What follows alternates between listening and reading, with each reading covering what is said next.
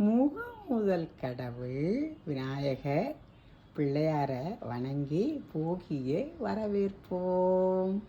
பழையன கழிதலும் புதியன புகுதலும் போகியின் தாற்பயம்.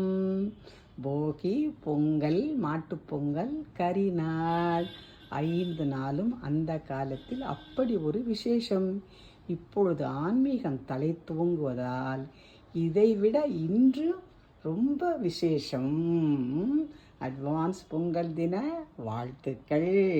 நம்ம குலதெய்வம், அப்புறம் நம்ம செட்டி முருகன், நம்ம பிள்ளை சிவபெருமான் அனைவரையும் பாருங்கள், தோகை மயில் ஆட 5 கரத்தான் அழகாக வீற்றிருக்க, நம்ம காசி பட்டுடுத்தி கம்பீரமாக தவக்கோலத்தில் இன்று அழகாக.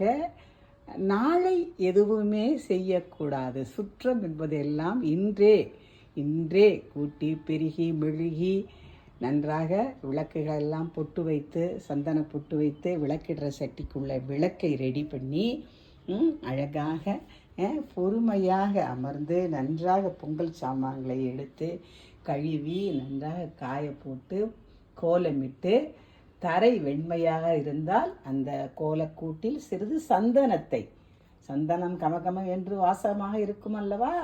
மாட்டுப்பொங்கல் முடிந்து நாம் பொங்கலை நல்லா வைக்கிற வரைக்கும் தரையை சந்தனம் மணக்க சந்தனம் நடுவிட்டு கோலம், 2 சங்குகள் முழங்க அற்புதமான சிட்டு போல நடுவீட்டு கோலம்.